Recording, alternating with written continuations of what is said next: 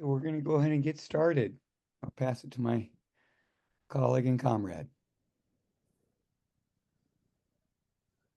Good morning, everyone, and thank you for joining us. Welcome to the Taxpayers Against Genocide webinar. We're really grateful that you've joined us. We're all brought together because we're working for a free Palestine and an end to this genocide. We are a group of ordinary tax-paying folks. We are not attorneys, and we're going to tell you our story and how we got this far, where we filed a legally sound lawsuit in federal court against our elected representatives who voted to allocate federal tax dollars for military aid to Israel in April 2024. My name is Maria Barakat. I use they, she pronouns, and I'm from Sonoma County in Northern California. I'm one of the class action lawsuit's representatives. I am calling in from the stolen land of the Wapo, Pomo, and Miwok people here in Northern California. I acknowledge the global interconnectedness of people's liberation movements from Turtle Island to Gaza, to Haiti and Sudan. We must also be aware right now that the UN is sounding the alarm that Israel is expanding the genocide and ethnic cleansing campaign into the West Bank with increased speed and violence. Today, we're going to talk about how we've gotten this far, get into some of the details of our legal framework for our case, and provide info from our teams on how to build an organization and develop it so that it's effective. And we invite you to join us, create your own suit, innovate your own legal strategies to oppose genocide in Palestine. Please note that we have tried to integrate your questions that you provided in the registration form into the contents of the webinar. But please use the Q&A feature if an unanswered question goes by. That we'll try to answer that at the end of this presentation. And if you can please include the name of the person who was speaking about the topic, if you can remember, that will be really helpful. So Taxpayers Against Genocide developed 5 principles through our work. And we want to share these with you as a centering and a grounding. We are opposed to genocide, colonialism, all forms of supremacy, oppression, and exploitation. We stand for Indigenous sovereignty and the right of return land back. We stand for peaceful cooperation with each other, and we stand for the protection of this planet. So I'm Lebanese American Palestinian. My father immigrated during one of the many wars in Lebanon, and my great aunt Renee was driven out of Palestine in 1948 with her children and husband. Every day for the past 471 days, I've watched in horror as my elected officials, my representatives have been enthusiastic supporters of the occupation state of Israel, all while it conducts the planet's first televised genocide. They ignored me when I called, when I wrote or met with them, begging them not to send weapons and bombs to Israel. I have exhausted all my options at the local and state level, petitioning local electeds for ceasefire resolutions and an end to US weapons provisions, because Israel cannot murder my people if it doesn't get the bombs to do so. But up and down the government hierarchy, I've been told my people don't matter, that it's acceptable for Israel to kill at least 62,000 Palestinians with US bombs paid for by my tax dollars. And so I object, and the members of Taxpayers Against Genocide object. I've been made complicit in genocide, and one conducted against my own people. The money I earn to make a living is taxed and spent on the US military industrial complex to rain down thousands of pounds of bombs on Palestine. My money is being used not for the common welfare, but to obliterate all civilian infrastructure, murder members of the press and healthcare workers, destroy hospitals, and starve and dismember innocent civilians to death. So because of this, I have, like many of my comrades and colleagues, have had severe depression, hopelessness, panic attacks. I've had mental health crises this year. I'm permanently altered, like many of us, and like we all should be, permanently altered by this. So who are we? Over the past year, we've come together through political and social action. We have come together for the purpose of liberating Palestine and ending the genocide. We're just ordinary people that have lived and paid taxes in the US and don't want our tax dollars to fund genocide. We're young and old, Palestinian and Jewish. We're longtime organizers and new folks too. 2 members of our class have engaged in long-term hunger strikes to bring attention and demand a change to policies being voted on with our tax dollars. Some of us rallied together after one protest here in wine country outside Mike Thompson's, our local representative's fundraiser in the summer, and decided we had to take a different approach. We did the legal research and we consulted with attorneys. We looked at our federal court district maps, researched our House and state representatives in our districts, and we went to the heart of the matter, to the money. So on December 19th, we filed the initial complaint against our two North Bay congressmen, Jared Huffman and Mike Thompson, in San Francisco. We started with 21 class representatives, and 10 North Bay counties with over 500 general class members. Then we expanded the suit to include the full federal court district. So we now have 18 counties, over 1,600 class members, and 47 class representatives. In doing so, we expanded the list of defendants to include more Bay Area congressional members, including state senators and Secretary of Defense Lloyd Austin, who has proceeded over the disbursement of the military aid to the IDF. Thank you all for joining us. I'm going to hand the presentation over to talk about the legal case and the details of it to Seth.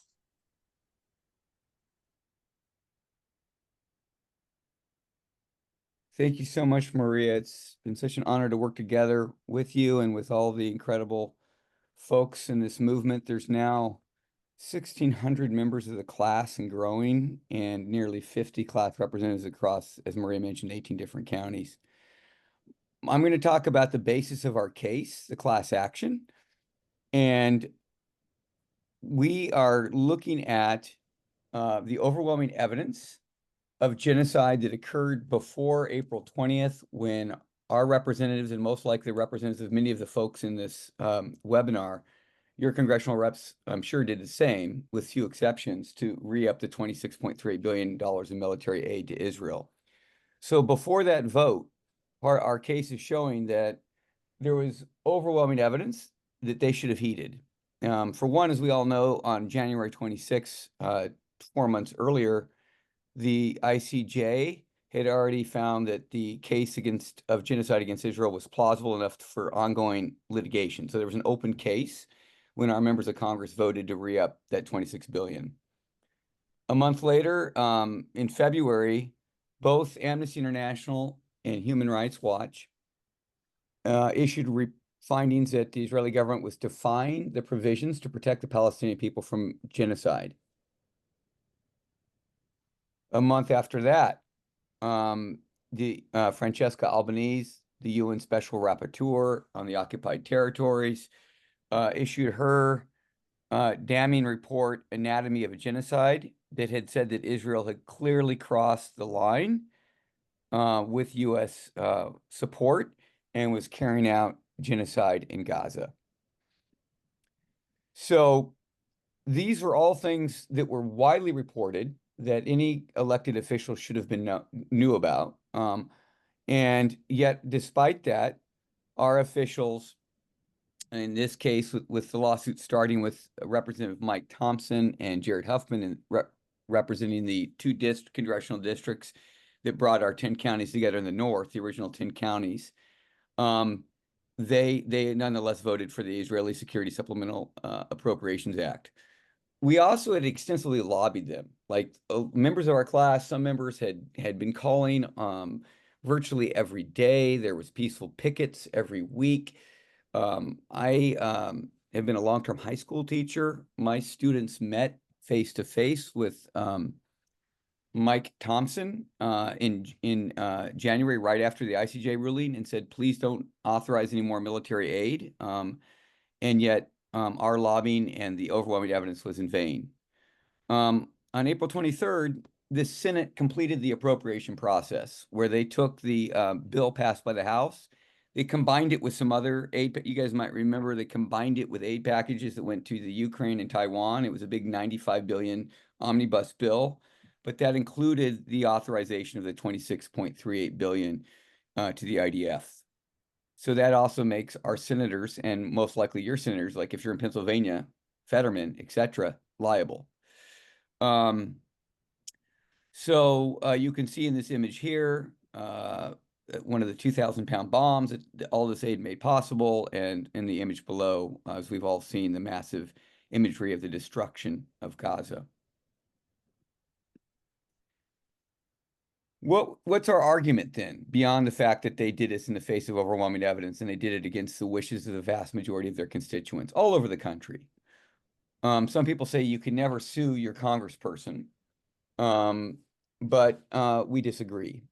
Congress has power of the purse. That is, it's what directly controls the appropriation and allocation of our tax dollars. Per Article 1, Section 8 of the U.S. Constitution, this appropriation and allocation power must be exercised within the parameters of what the Constitution calls the general welfare or the common defense. They use both terms. Even though Supreme Court cases have given Congress wide latitude in how to spend, to define what is the general welfare, it's not absolute. You can find case law where they say there is a criteria, and by no stretch of the imagination does exterminating people in Gaza conform to the general welfare or the common defense. Likewise, Article 6 of the Constitution establishes that all treaties the U.S. government has ratified become the supreme law of the land. In 1988, the U.S. government did finally, 40 years after the fact, ratify the Convention for the Prevention and Punishment of the Crime of Genocide, which the UN had issued shortly after the Holocaust. The U.S. did so with exemptions, but they did not exempt themselves from Article 3 of that convention, which prohibits complicity in genocide. Translation: genocide, complicity in genocide is a felony. It's a supreme law of the United States, and that members of Congress, let alone anybody else, they cannot carry that out. There's also, there's the Leahy Amendment. So there's a whole separate lawsuit going through right now that against the State Department for violating this. But this is a federal law that prohibits U.S. military aid to foreign security units guilty of gross human rights violations, which clearly the IDF units in Gaza and throughout occupied Palestine have been guilty of. And so when our congressmen voted, just like yours, to re-up military aid, they were violating the Leahy Amendment. Some people say you can never sue Congress because of what's called the speech or debate clause of it's Article 1, Section 6 of the Constitution, which says that there's broad immunity, especially for their quote unquote legislative activity. This is a very tough fight. And we want to be very clear to everybody that we do believe, and we think there's case law to back up, that this is not absolute immunity, that it does not give them the right in the name of legislative activity to fund genocide. But this is a big, big struggle with the courts, and depending on where you are in the country and how your federal district court interprets this, that can really make or break your case. But we feel it's obviously a fight worth fighting, and that we're legally correct. And as to wrap up my part of the presentation, as Maria mentioned, this has forced all of us as a class to be complicit in genocide. So for those, there's key Palestinian activists and leaders in the Bay Area and Northern California that are part of this. This has meant being complicit in the destruction of their own people. In some cases, in one of our plaintiffs, he's lost 200 family members. For others, it's just different types of complicity has had different impact. But we as a class are all suffering from forced complicity in genocide and seeing our tax dollars used to destroy people. And this is not without consequences to our health. Of course, it's nothing compared to what the people going through the genocide are experiencing and have experienced. That's not the point. But the point is, this has created real damages. And should we, against the odds, prevail, every penny that our class would win in damages will be donated to the people of Palestine. And consequently, we're seeking declaratory and compensatory relief. Declaratory meaning we're seeking that the court declare that both the appropriations done by our individual congresspeople was criminal, was illegal, and likewise that the appropriation law itself was criminal. And compensatory relief means being awarded damages so that we can, again, donate that money directly to the people of Palestine. I'm going to pass it over now to credible colleague and comrade Anna Marie Stenberg. Hi. I'm Anna Marie. I'm in Mendocino County, on unceded Pomo and Yuki land, occupied land. We had a lot of questions submitted on the legal issues. I'm not an attorney and I can't give legal advice, but I can answer some of the general legal questions. Number one, people wanted to know how do you find an attorney? What we did is we asked a number of our friends and organizations who they recommend. We narrowed it down to 3 and interviewed them. We chose one attorney that believed in our cause and was willing to go the distance and work with our group, and we hoped that he would give us a discount, and he did. He's a National Lawyers Guild member, and that's where I would suggest to go on the internet. Look up National Lawyers Guild.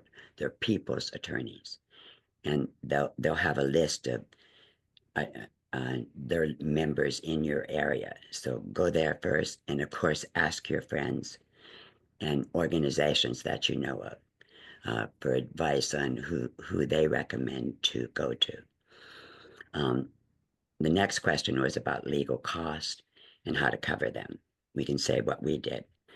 One of our members volunteered to put up the $6,000 retainer we needed in order to sign on. And he hoped that he would get the money back. And but it wasn't necessary. And we started a GoFundMe for legal costs, and we were able to raise enough money for his retainer agreement plus more, and the GoFundMe is continuing.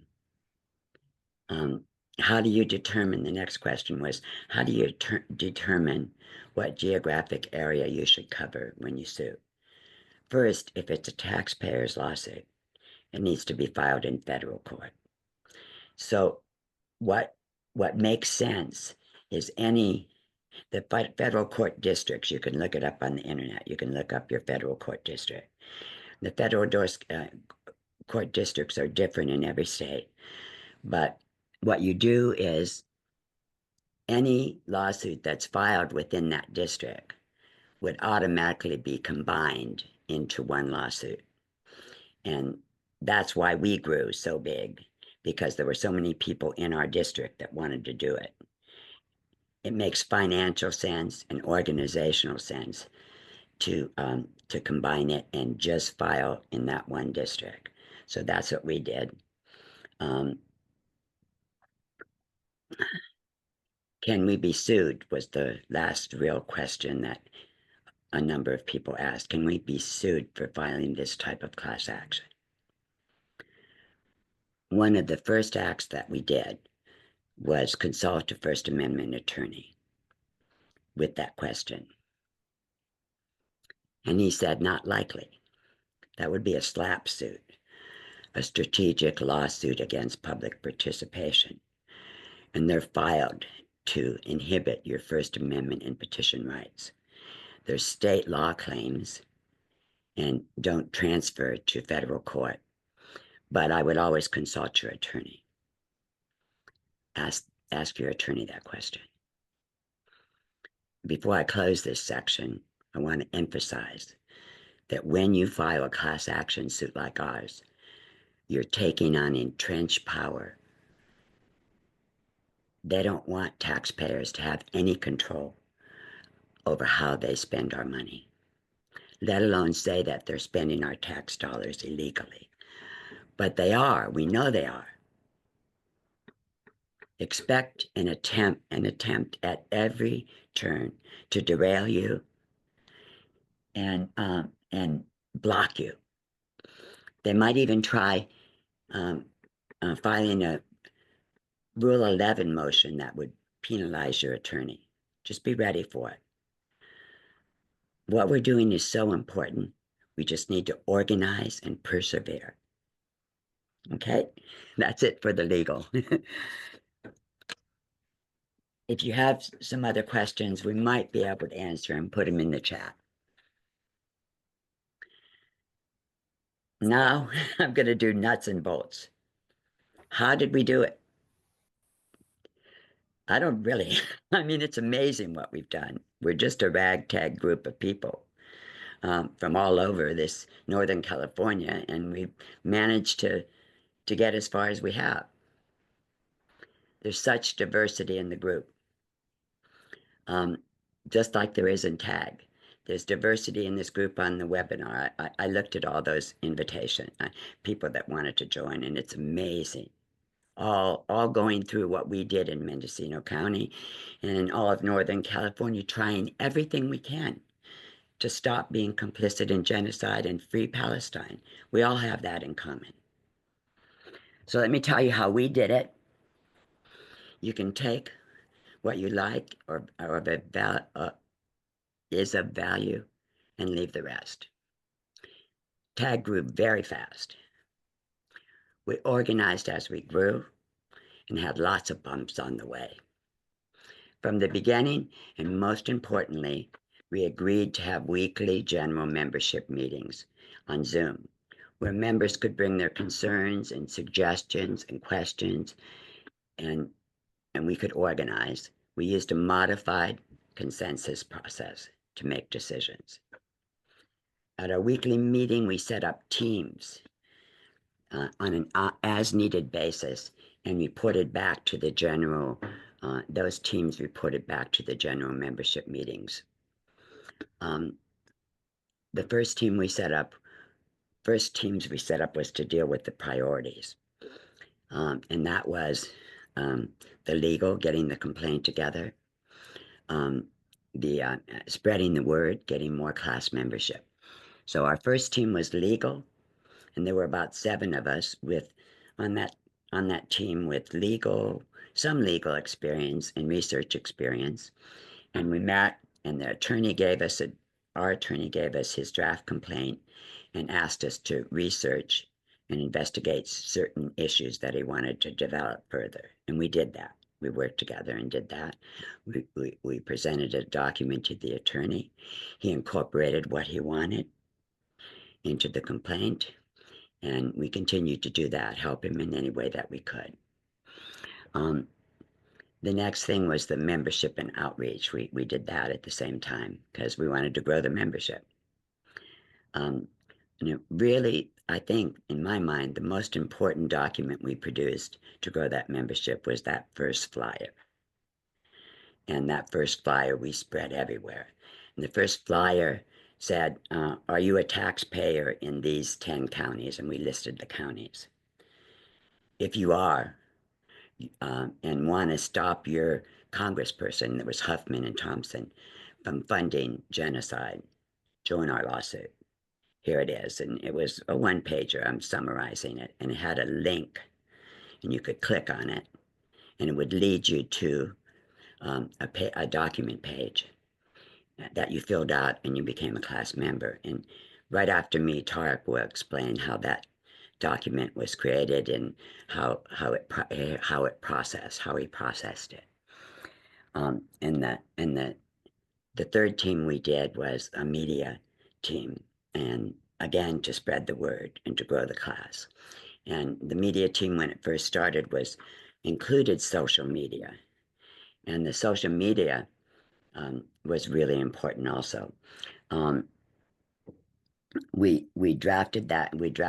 That committee drafted press releases and made and placed the flyers on social media with links to sign up, and they sought out endorsements from other organizations to show that we're legitimate, and those endorsement logos were on the first flyers. And there was a mechanism, and it was pretty complicated, but Bree will explain how that was done. Later, we set up other teams as we went, and you'll hear about those from other people that will be speaking today. So I'm going to turn it over now to Tarek, and he's going to explain the sign-up process. Thank you, Tarek.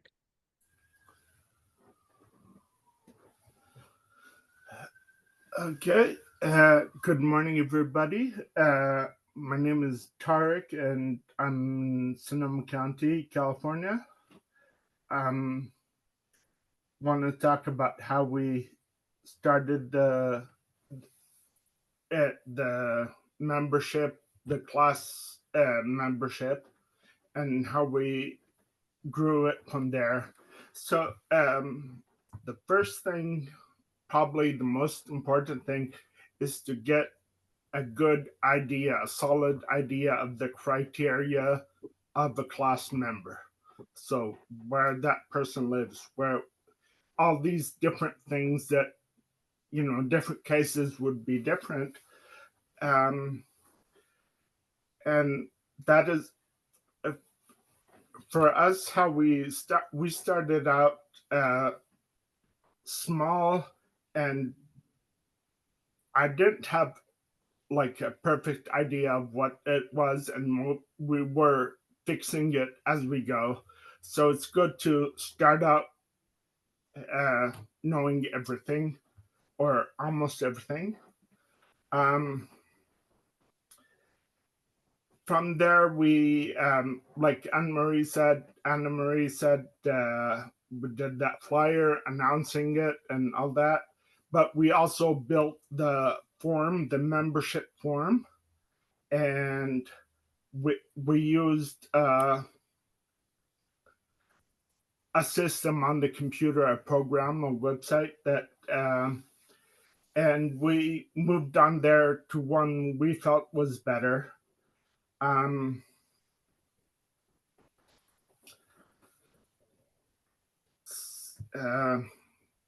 And because we started as a small group and grew from there, once we had our form ready, we started with our own networks in our cities, in our counties, and grew from there. We asked people to help, and we got members from all 10 counties in the beginning. So you want to make the intake form as simple as possible for people to use, which might mean a little more work for the person doing it. We had to get the name and the email, county, who the representative is or was at the time of that vote, and are they paying taxes? Are they taxpayers? So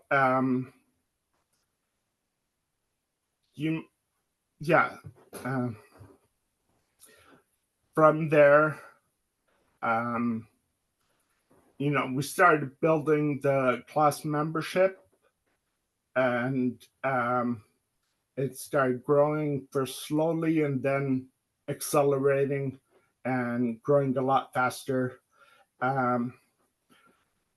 During that time, we get information that not everybody is comfortable sharing publicly.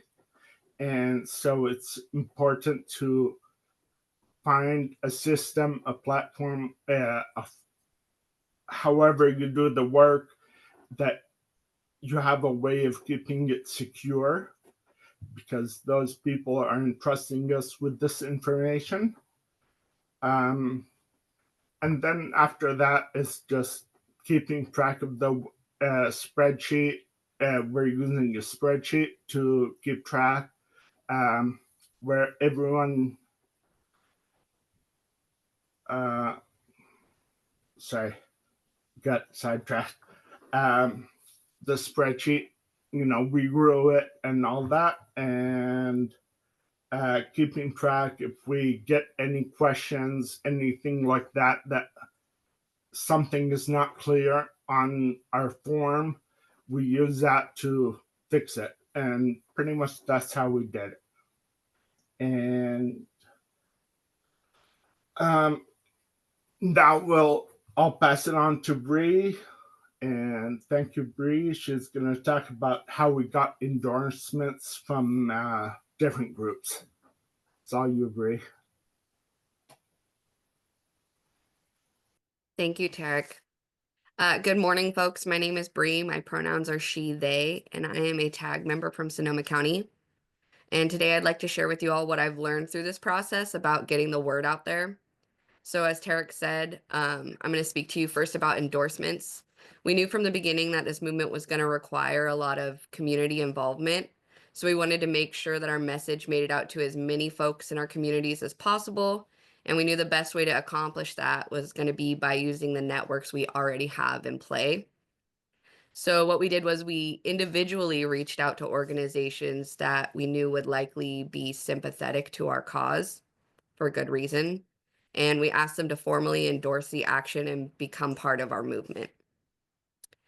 We requested their logos for use on infographics, and we stayed organized on a shared spreadsheet where we collaborated on tracking the groups that we contacted, their logos and any of their responses. And we marked them based off of their responses as endorsing, not endorsing, or pending. This allowed us to avoid bottlenecks and work independently alongside one another. Another tool that we used, next slide, please, thank you. Another tool that we used to get the word out were graphics. Once we had established a group and a name, the natural next step was to come together on designing a logo. So with group input, we came up with something that was visually accessible that could then be used to represent tag on flyers and various media along with the other endorsers' logos as well. We also used social media. Social media was another important tool. We began with a small subgroup, and that subgroup grew as the collective grew. We started a few social media accounts and expanded as resources allowed. We organized ourselves to function independently by sharing tag accounts with one another and working together on posts and content. We have one or two point people who make sure each account stays active, but everybody is involved in creating content and making sure those are active. We decided collectively on messaging, and we wanted to keep it as accessible and professional as possible while still embracing our very grassroots beginnings. Something that became really important early on also was the need for cybersecurity. So to accomplish that, we used trusted and encrypted sites for any data storage and any internal communication, keeping in mind anything public facing was going to be viewable by anyone in the opposition. So just some final takeaways for you all this morning is that we set up so that folks could function independently. We played to our individual strengths, resources, and access needs. We started small and we expanded naturally, keeping in mind that not everyone in the public is our friend. Finally, we continue to be gracious with one another. We're all still learning and adapting as we go. And I just want to say thank you so much for your time today, everyone. I'll go ahead and hand it off to Jason. Free Palestine, everybody. Thank you, Bree. So in terms of organizing, public action is a core tactic, and we have many highly experienced, connected, and motivated folks in this group. So it was very important that we took the time during planning meetings with the entire group to discuss our goals and how we wanted to present ourselves so that we were all on the same page. So this builds cohesion of message and also builds trust.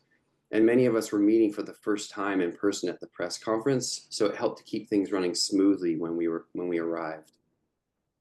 We agreed that we wanted to make a big splash to launch the suit and be relatively polished while staying true to our grassroots. So essentially, we landed on a press conference / public action.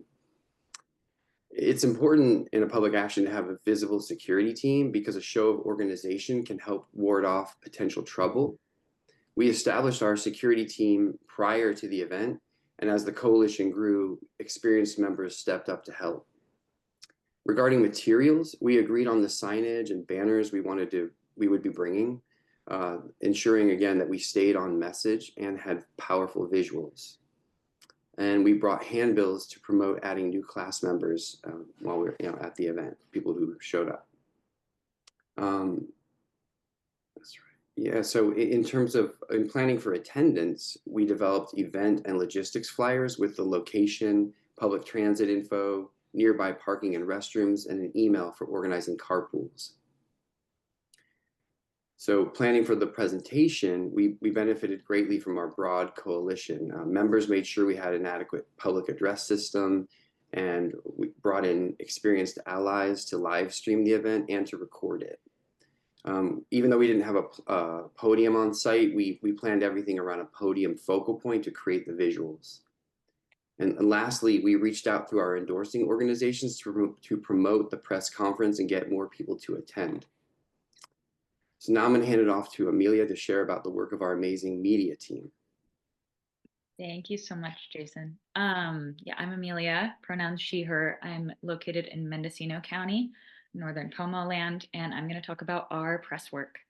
From the beginning, it was really, I think, clear to all of us that the media work is a really central and essential part of this lawsuit, and has particularly been a great way to build our class and connect with others, including all of you that are here today. We started forming our team with a really wide variety of strengths. There was space for everybody: writers, editors, researchers, people with connections to groups that can help get the word out, people with time to do follow-up calls was also really, really important. And then we started creating the documents that you see on the screen here. We started with our kind of local media contact list that we had through ceasefire stuff in Mendocino County. And then we expanded it with the help of, other people we were connecting with, other organizations we were connecting with, and then also just like a lot of research combing through websites of, different news outlets and trying to get emails and phone numbers for not just the main newsrooms, but also for individual journalists. We also started creating far in advance our press packet, which was full statements from class representatives that they were speaking to their grief and to their story of trying to reach their representatives. This was really beneficial, I think, to everyone. This was a big win for all of us. Representatives were able to develop their thoughts and their speeches for the press conference far in advance.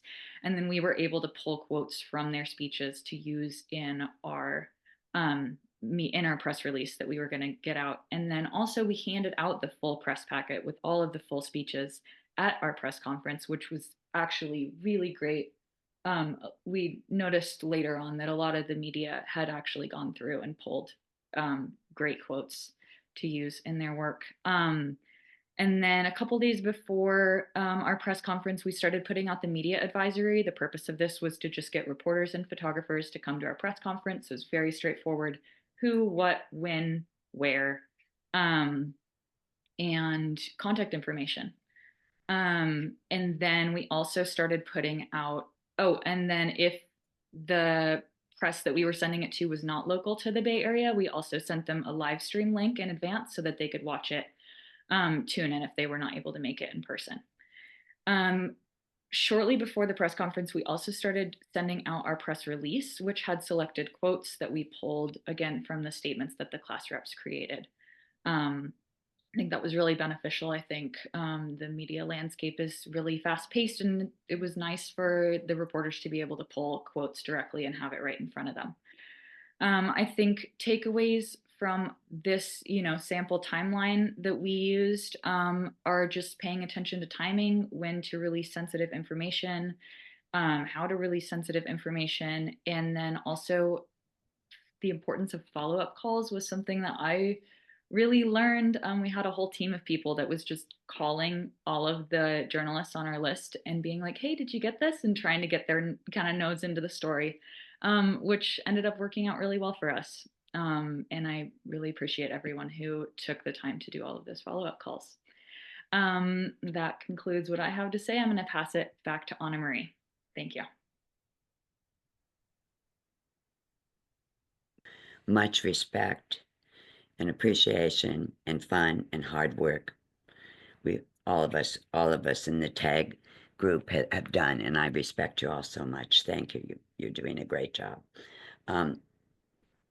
Now we're going to switch over to two different class members that are also class representatives, and they're going to talk to you about why they're a class representative. Tarek? So, like I said before, my name is Tarek, and I live in Santa Rosa, California, in Sonoma County. And I have been over the past, whatever it is, 15 months, 16 months, one of the core organizers of Sonoma County for Palestine, in which we worked hard. A big part of our work was dedicated to communicating to our elected representatives that how much opposition there is, how this is affecting us as people, as constituents. So as a result of that, from Sonoma County, we sent hundreds of messages to our both Congresspersons that represent our county.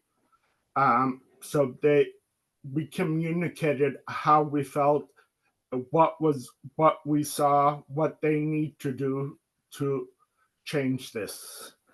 I want to add that, I want to say here, I'm a Palestinian American Palestinian. I say Palestinian, and I'm proud of that immensely.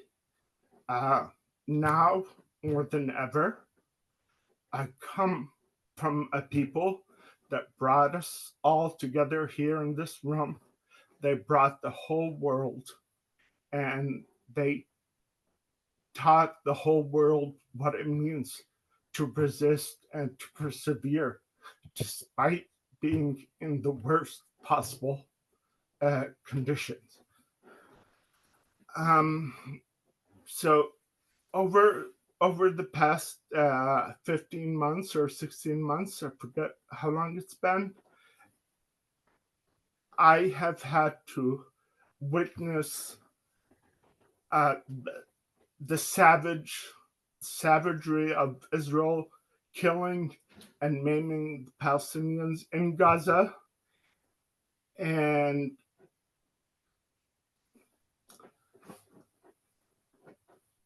I've witnessed that killing and that maiming and that savagery expand from Gaza to the West Bank, to Lebanon, to Syria. And I've seen the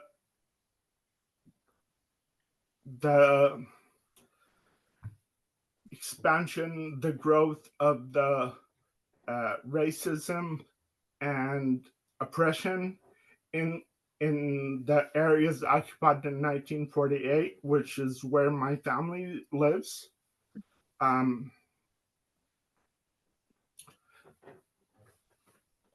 I've seen all that, and we have tried to convey that to our representatives.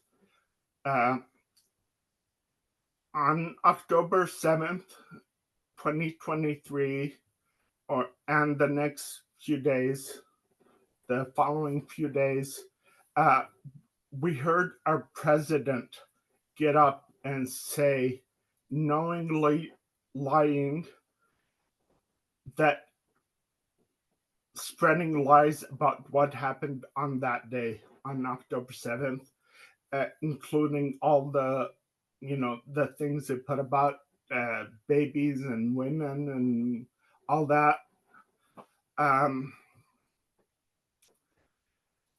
Even after those lies were shown to be lies, were disproven with a lot of evidence, there is, to the point where there's no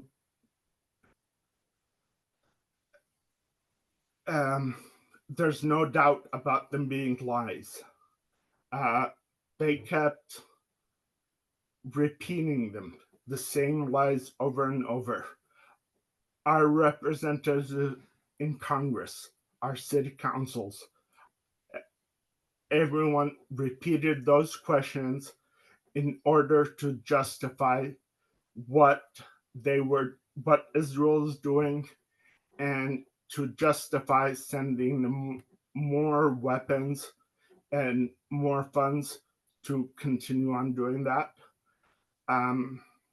These lies were repeated in Congress and by my representative and the other representative that's in our county, and many others, including almost all of the ones that span the 10 counties that we were working in.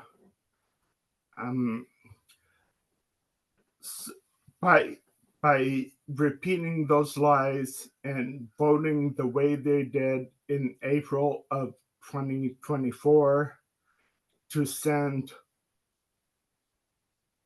nearly $30 billion to Israel to continue doing what it's doing, the United States has shown that it is not just allowing it to happen, but actually supporting it and fueling it, and is an equal partner in the genocide of my people. And with their vote, they made me and many around me, all my friends feel the same way. All the people I work with made us complicit in that, made us responsible for the brutality, for the killing and mutilation of my own people. And sorry, I get a bit emotional. So we tried everything else. We've been in the streets, we've been in the city councils, we've written letters, we've talked to representatives. This was the only avenue that we needed to pursue that we hadn't pursued before. Others have, but we needed to try anything we can do. We decided to sue our Congress people for that vote they took, for making us complicit.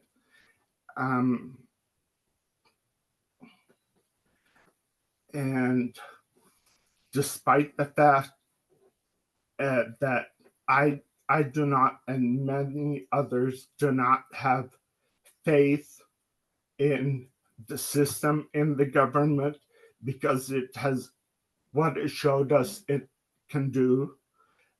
They took away all that faith. We are trying whatever we can do to hold these people responsible.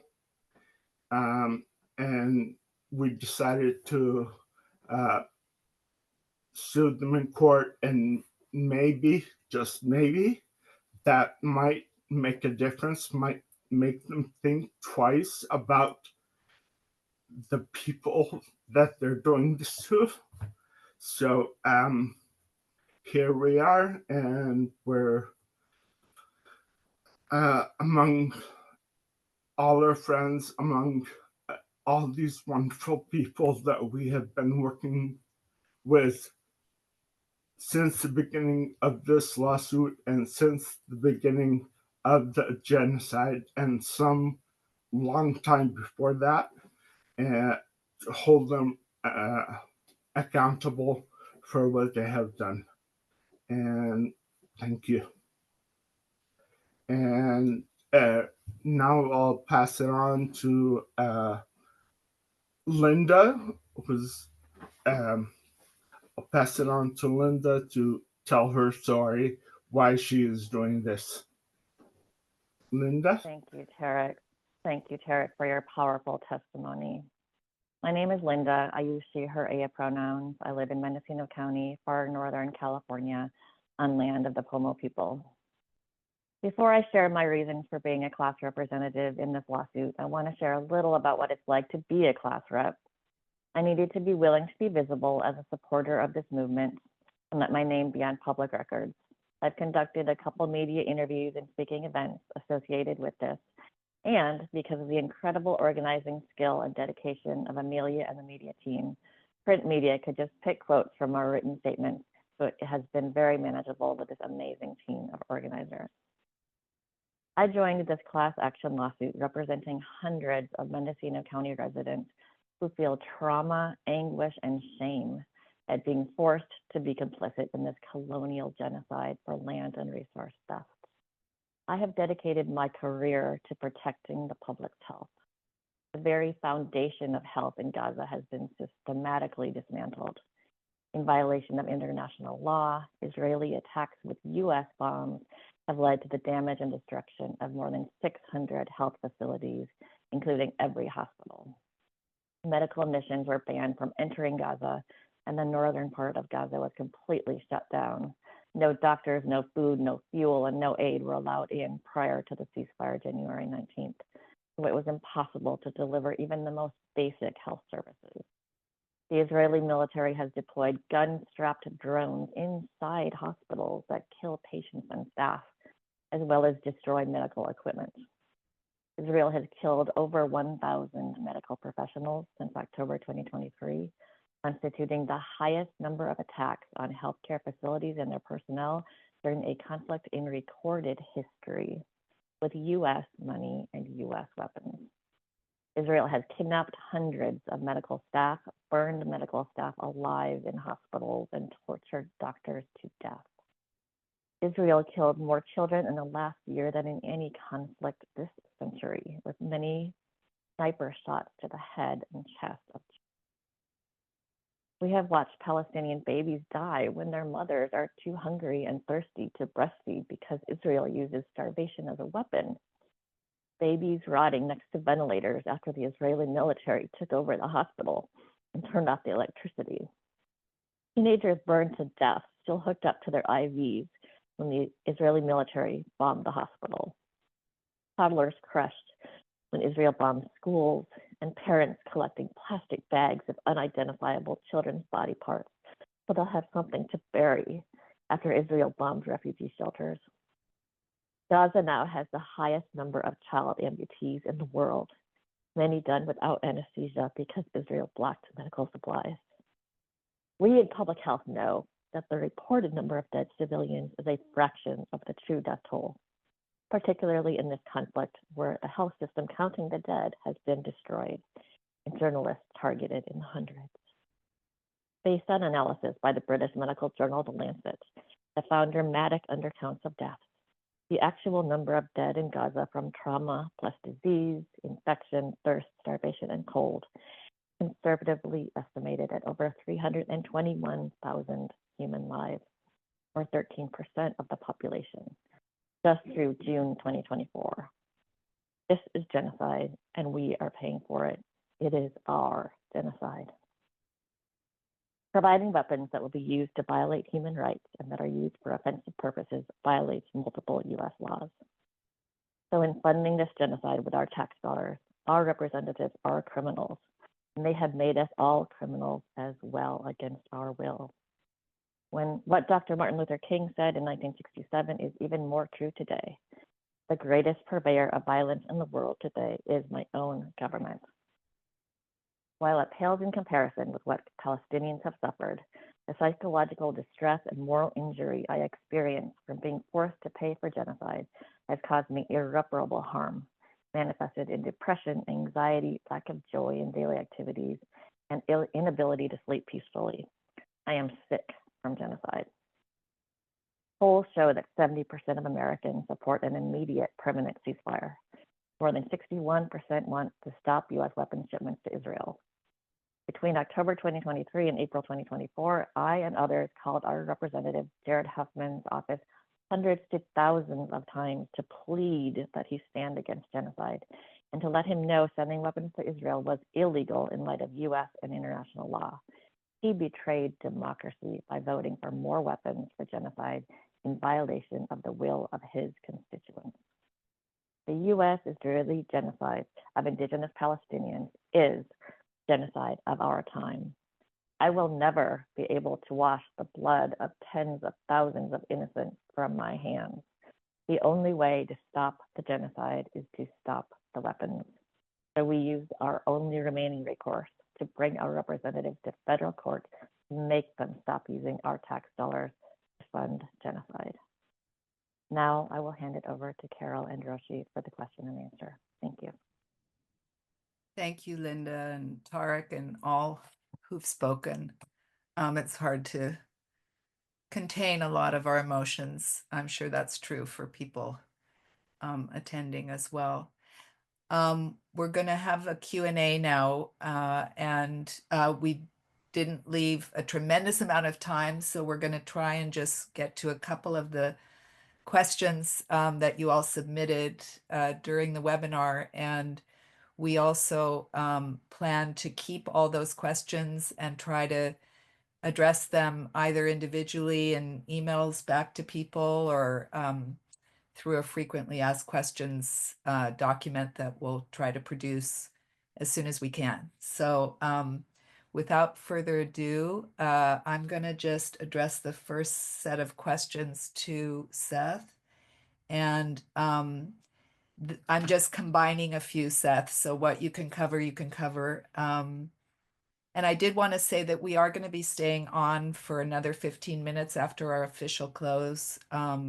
And so if folks want to stay on, we can try to continue to answer questions. So Seth, if you would explain the meaning of the word class, and if you would talk about how defendants were chosen. There's a lot of questions about senators, congresspeople, other people in the federal system. So, and then if you would just address the significance of the current tenuous ceasefire or a permanent ceasefire and how that affects our case. Absolutely. Just in case the audience can't see, we've had well over 500 people, so this is amazing. And it's really an honor to be here with everybody, including my comrades. To be a member of the class is everybody who's a federal income tax payer had their federal income tax deducted, filed, was a filer, and the relevant year was 2023 to 2024. And we chose the defendants. In this case, we started with Jared Huffman, Representative Jared Huffman, and Representative Mike Thompson, because those of us who were active and live and are active in Northern California, we started to forge relationships, connections across county lines in protesting the genocide. And then we all felt the frustration of wanting to do more, that the ceasefire resolution efforts, they're important, but they weren't enough. So we found each other and we said, well, who controls our tax dollars in our area of these sort of counties? And we saw both Mike Thompson and Jared Huffman, who had the exact identical vote on April 20th to re-up the military aid. And we knew that taxpayers have standing to sue. There's a Supreme Court case from 1968 called Flass versus Cohen, which establishes that if your tax dollars are being used in an unconstitutional manner, you can sue. In that case, it was over tax dollars being used to fund private religious schools. And we said, of course, if that applies, and certainly violating the genocide treaty, which per Article 6 of the Constitution is supreme law of the land, and funding genocide is likewise gives us standing. And that's a fight too with the courts, but we feel we have standing on that. And so when we filed that first case, or our first version of the complaint for the 10 counties, the word spread, thanks to the great media work of Amelia and others, and just connections word of mouth to the entire Bay Area of California. And then it was like, well, let's link all these counties together that are part of the same federal court district. And so the defendants expanded to include Nancy Pelosi, who has an atrocious record, And our senators, who also, for all of California, the senators voted to re-up the military aid, so they became defendants. And then finally, because we're challenging the law itself, the appropriations law that was passed to fund the IDF. We also named Secretary of Defense Lloyd Austin as a defendant because he, in his capacity, was in charge of presiding over the disbursement of the military aid to the IDF. So that gave us a field of defendants, and that's where we're at right now. Oh, Carol, you're muted. Thanks. I Yeah. think people were also just trying to about the figure out. ceasefire. Yeah, the Okay, ceasefire, yeah, but that's just right. to add to the question that was about defendants, a lot of people are asking how they choose their defendants. Sure. So if you could speak to that just briefly, and then the ceasefire question. I would recommend that you look for who are your reps in the House, right? Any kind of appropriation bill, any tax bill goes through the House and the Senate. So, there's your two senators. You can look up their voting record on the April 23rd Senate version of the bill. There's the April 20th House vote, which was it was literally called the Israeli Supplemental Securities Act. Find out how your rep for your area voted. And as Anna Marie was saying earlier, then also look up what makes up the federal court district in your area. So you could say, what are all the counties involved in this federal court district, and the different reps that are involved in this district, and then start to connect with each other. But that's where I would Great. And start. Beth, could you just also add if a rep voted no on the April 20th vote? Absolutely. We have that situation here in the Bay Area. In Alameda County, the rep for much of Alameda County, Barbara Lee, voted against it because she followed the international law and the Constitution, and she's a progressive. So she voted against it along with and Ro Khanna in the South Bay as well. That makes our point, is that representatives had a choice. They're accountable for forcing our complicity in genocide, and they're accountable for participating in genocide. But you also check for your senators. In our case, both our senators at the time, Padilla and Butler, voted to send the military aid. So we have plaintiffs in Alameda County where their rep voted the right way, but they're still part of our class action because the senators voted the wrong way. In terms of the ceasefire, it doesn't. I mean, first of all, we all know that the record is of the Israeli government consistently breaking ceasefires, and we don't trust this. We pray that it holds, and that the aid continues to flow, get in through the trucks and beyond, but we don't trust it. But even if it was a perfect ceasefire, it doesn't change the fact that a genocide has happened, and that our government was complicit. And without any accountability, if there's just impunity, it will keep happening, which has been the experience of all of my life, for example, of the U.S. government engaged in these kinds of invading Iraq and using depleted uranium and destroying life in much of Iraq through, so we have to hold these folks accountable to stop it. Thanks. And Roshi, did you want to follow up with?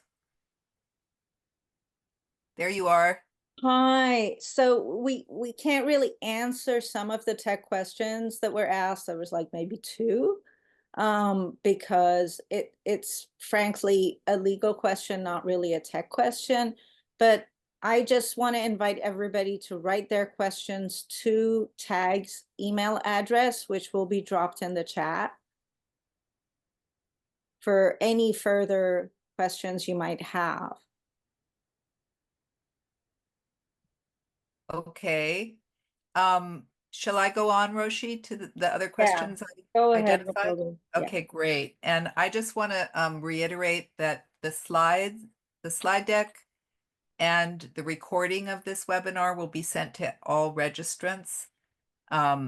So you will have those slides, and then we'll be saving the questions that you put into the Q&A during the webinar, and we'll be trying to make sure that those get addressed as best we can. And again, we're not attorneys and we're not giving legal advice.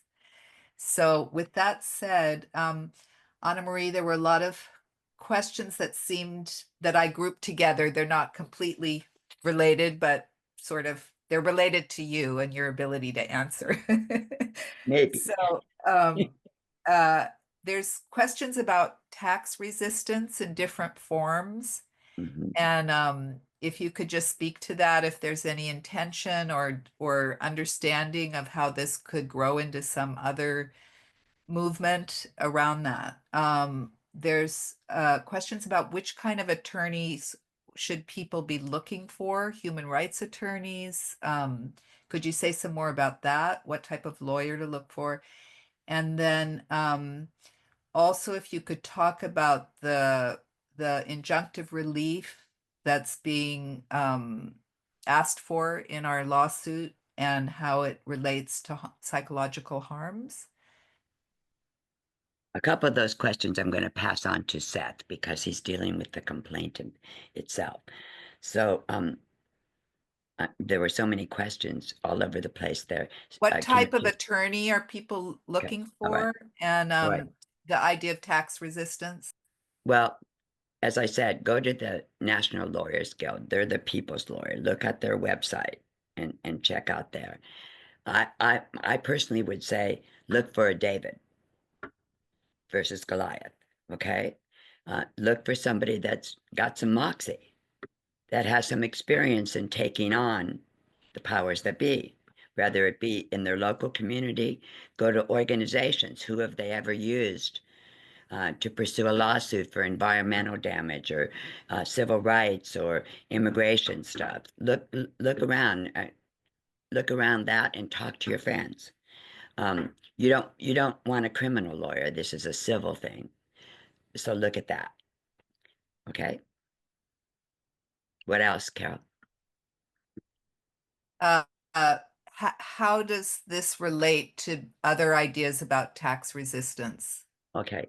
We've actually had several tax resistant orgs contact us, and we're not letting go of this. If we somehow get blocked in the legal system, we're going to take this higher and higher and higher, and we're going to branch. We're not stopping. We're just going to step another direction then. And tax resistance, we've talked about it a lot, and I'm sure many of us will go in that direction and connect with the tax resisting organizations that have already contacted us. We'll take it, if we get blocked legally, we'll take it up higher, we'll take it to The Hague. This is genocide. We have to do everything we can to stop it. All of us believe that. Okay, and you wanted Seth to respond to the questions about psychological harm as being part of the injunctive relief. Yes. Could you speak to that, Seth? Yeah, we're clear, as I think I was saying earlier, that any harm done to our members of our class, of course, there's no equivalency whatsoever to people who've gone through genocide on the ground in Palestine. But there is very real harm when the government, the U.S. government, has forced us to be complicit in genocide. And for some of our class members, well, for all of us across the board, the common category of harm is moral injury, forced complicity in genocide. What that looks like for individuals plays out in different ways. Like we have, like what Tarek was saying, being forced to be complicit in the destruction of his own people. Or we're trying to work out, and another class rep to join right now for some words at the end, Mama Ganoush, who is a class rep out of San Francisco, who lost 200 family members. So that level of harm is not at all, even within our class, there's huge variation, but we all share in common that this is, there's been very real damage, and the government needs to be accountable for that. And again, every penny that we would, if we declaratory relief, we want the government the court to declare that the allocation of money was unconstitutional, that they cannot fund genocide with our tax dollars, period. And we also want compensatory relief for the damages, and all of that will be donated to the Palestinian people. Thank you, I'd Seth. like to say one more thing about that, Carol, since the question came to me initially. Linda brought that up in talking about why she's a class rep. We have doctors in our class rep, and many doctors that have signed up. And can you imagine being a healthcare worker and a doctor and seeing what's going on there with our tax dollars? We have mothers and grandmothers. We have teachers. We have from every walk of life, and we're all connected. You know, what happens to the people of Gaza is happening to us, and we know that, and that's why we're not going to stop. That's it. Okay. Thank you. We are officially at the end of our time, but we have a couple more closing things we'd like to share with you, and then we're going to stay on, those of us who can, and continue to answer questions. And as Seth had said, we're hoping that Mama Ganush may join. Oh, Yeah. there you are. Welcome, Yes, welcome. I think welcome, Mama Ganoush. Yes. So, Seth, could you just close out with the closing slides we had, and then we'll hand it over to Mama Ganush. Sure. Thank you. So we'll just share that, and then Mama Ganoush is joining us. Are you in Palestine currently, Mama Ganoush? No, I'm in Cairo, Egypt. I'm just checking on family members who have left, and thank you so much for inviting me. I don't want to keep a lot of people on the phone, so I want to just first, if you want to go through the questions, you let me know, Seth. Let's trust Okay. you. Well, I will just show these slides, and I want to turn it over to you to share a bit about you know, how you became a class rep and what your experiences, of course, and we're deeply honored that you could join us today. So let me go back to share.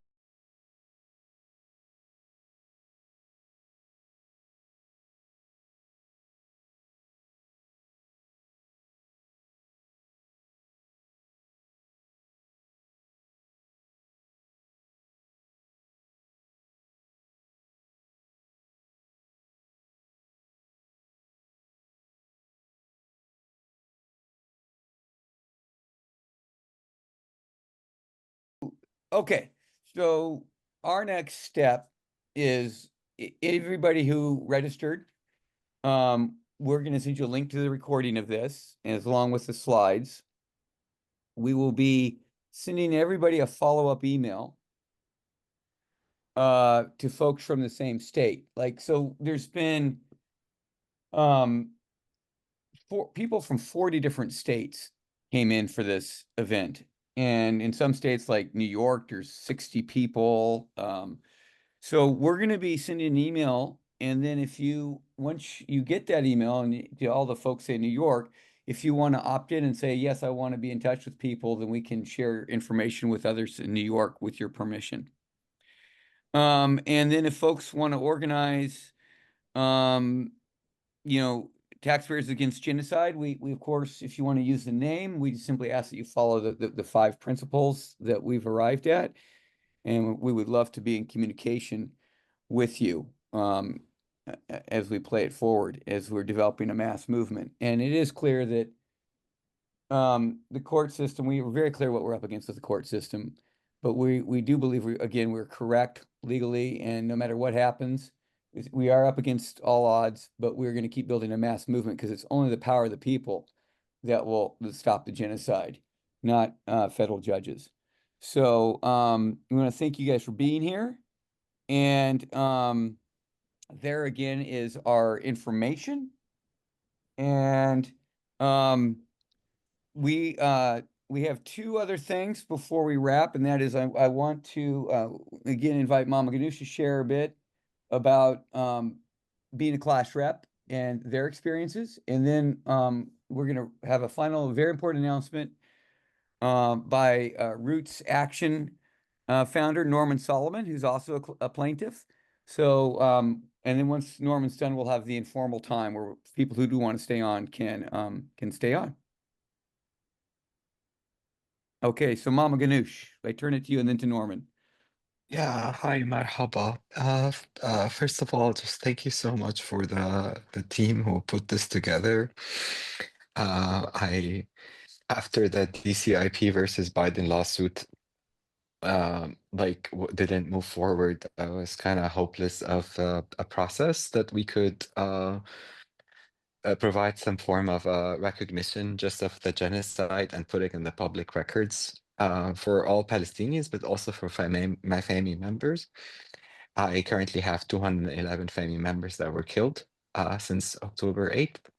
And I have my cousin and her two daughters that were kidnapped by the IOF that we don't know where their whereabouts yet.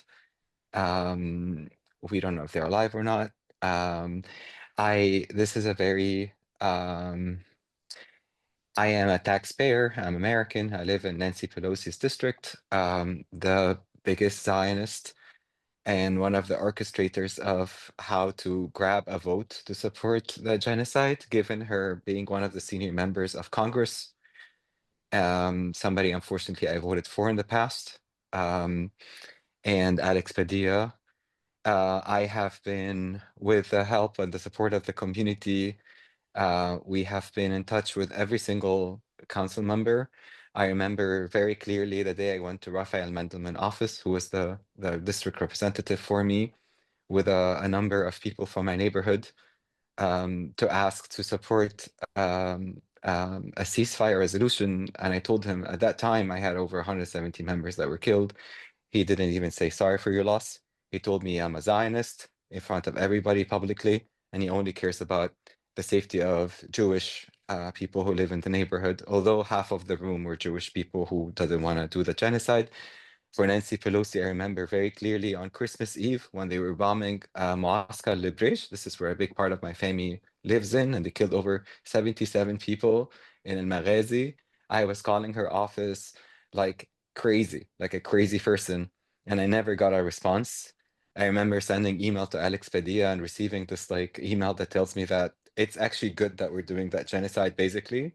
I remember the call that Arak and a lot of members had with Alex Padilla, with his chief of staff for international bullshit, and he basically said that he told us very clearly that it is in our benefit that this genocide is happening for the benefit of Palestinians, basically. And I remember Tim Clark, Iswani, or some of the Arak members pressured him on this and said, "Are you basically saying that this is okay for the genocide?" And he totally gaslit us. Nancy Pelosi's office, when I tried to reach out to her website to see any resources to get my family out, because on December 19th, the last year, the IOF brought my cousin Muhammad Al-Ashi in Al Anan building with 11 men. They stripped them naked, shot them in front of their family members, and then they grabbed Iman and her two kids, put them in a room, and throw a grenade on her. And Iman, one of her sons passed, unfortunately, because of lack of support and medical support, and she was stuck in the Shifa hospital for so fucking long. And I remember very clearly reaching out to Nancy Pelosi's office to see any resources, and there was no resources for Palestinians. There was only resources for Israelis on her website that want to evacuate. And I would reach out to her office to ask specifically, where can I find any resource to do that? She was like, whatever. Like, it was just a whole process. I remember very clearly watching the activist talking to Nancy Pelosi about the genocide, and she was so unbothered by it. And a time that my family was killed every single day. The genocide is still happening to my family. I lost my aunt a few weeks ago. She was a cancer patient with an early stage cancer that was sustainable, that died because of the cancer metastasized. I had my cousin Mehdi died with cancer with tremendous pain because of the lack of morphine at that time. My family are still in the camps. They are struggling a lot. They're suffering a lot health-wise. They are psychologically traumatized. That's out of the 211 family members that were killed. So we are witnessing the genocide of Palestinians that has been a 76-year genocide for my people. And we're still seeing that genocide happened yesterday at Muaskar al-Jenin, where they have exiled 200,000 Palestinians out of their homes in the West Bank. So I am just very grateful. I have a lot of hope that this lawsuit will bring some form of calling my people's name. I am I really want to feel any form of reparations for the amount of suffering that the representative in my district, from Rafael Mendemon to Scott Wiener, to Nancy Pelosi, to Alex Padilla, that have stood and supported that genocide and also did not show any form of compassion or any did their job actually in terms of what they should deliver to their own constituents. As a Palestinian, I thought that it's just a normal thing that the Congress will always support AIPAC, the Congress will always support genocide, the Congress will always support Israel. And I feel like this lawsuit brings a lot of hope for us Palestinians to have any form of legal grounds to sue. I'm not expecting that genocide to stop.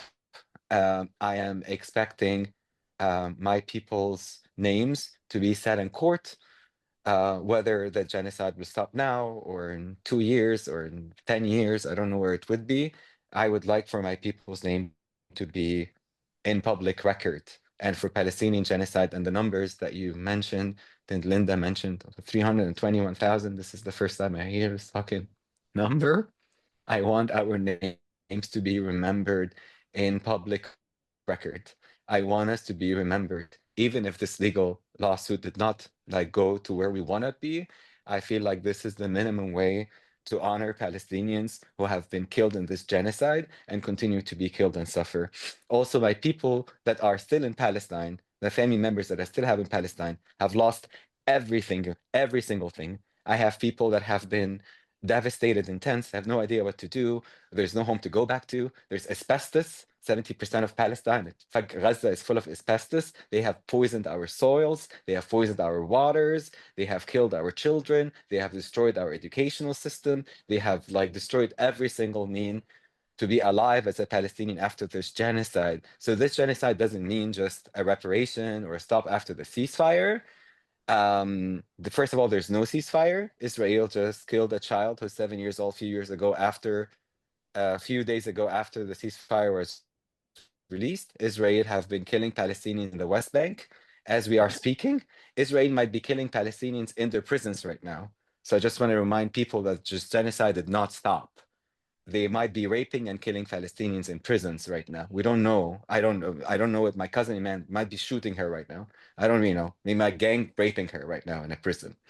So I just want to remind people that this is we are living in a genocide. This did not end.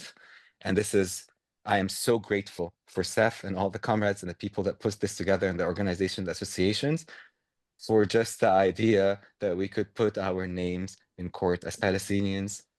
We have suffered a lot. We continue to suffer. And this is just a way to honor our dead. We need to feel some form of grief. We need to start grieving.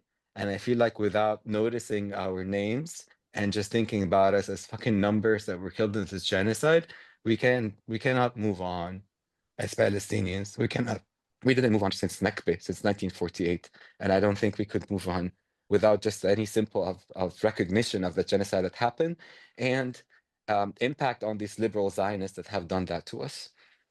And thank you so much, Seth. Thank you. Thank you so much, Mama Ganoush. Full solidarity.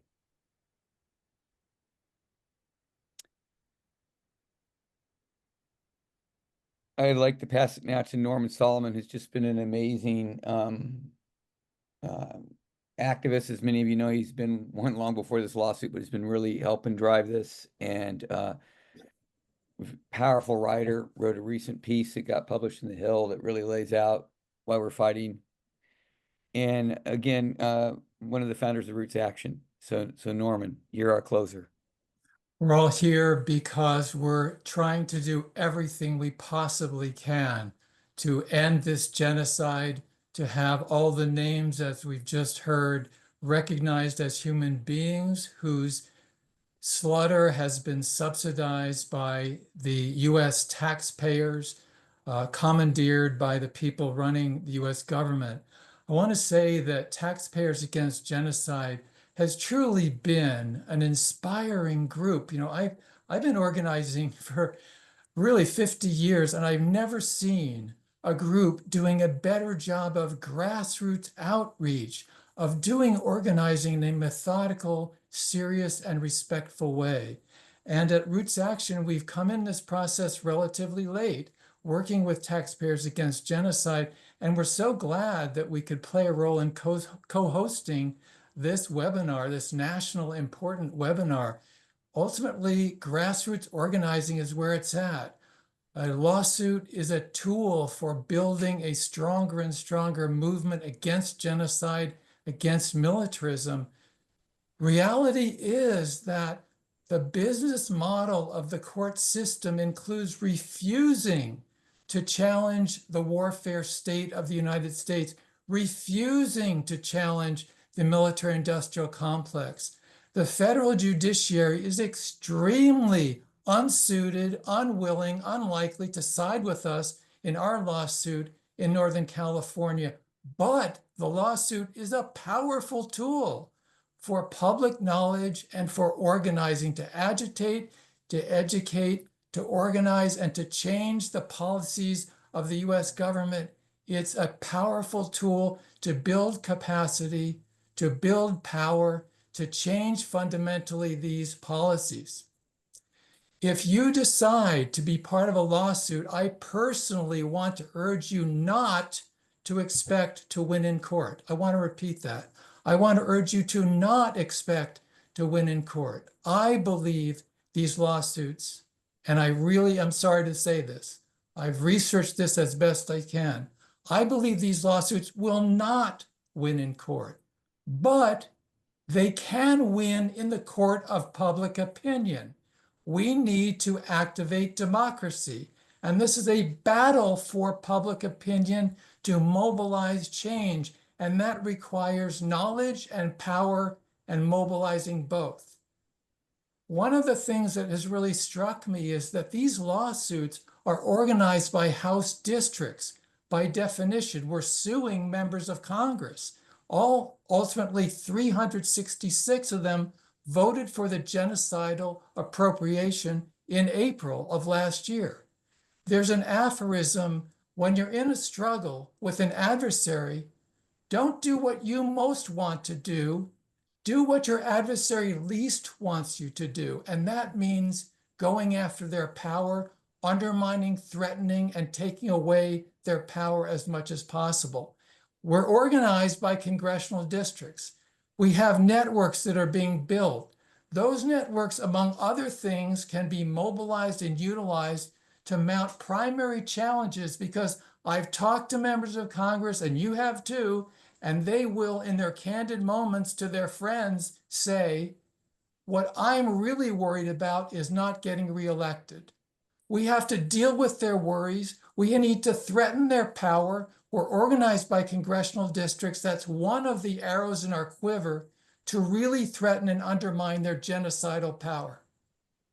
I want to close by mentioning that there's this saying, knowledge is power, and we need both. And the public needs both. We can't mobilize the power from the grassroots without them understanding the current and past history, without them understanding about the genocide going on. And I want to ask you to get something to write with. It's very important you stay in touch, of course, and Taxpayers Without Genocide will be keeping in touch with us. But it's important that you be in touch with ways that you can avail yourselves of the powerful speakers who are now available through the Teach-In network that has just been launched. And I want to ask you to write this down because it can be crucial for your organizing in many different ways. The URL is simply teachinnetwork.org. And that website has dozens and dozens of some of the finest speakers about Gaza, Israel, Zionism, and genocide that exist in this country. And so if you go to teachinnetwork.org, it will show you how you can bring them in on the ground or virtually on Zoom, and they can help in your organizing on the lawsuit or anything else. So with that, I want to pause by thanking everybody and to say goodbye by thanking everybody who's with us today, especially the literally not just dozens, but hundreds of people who are part of Taxpayers Against Genocide to fight this fight that we must win. Thank you so much, Norman. I just want to add that we're pretty serious about this lawsuit and we're going to fight it to win. That's In right. addition to everything you said, Norman, we're in this for the long haul and we're fighting to get it to the courts. So with that, gratitude to all, and I think we'll be signing off.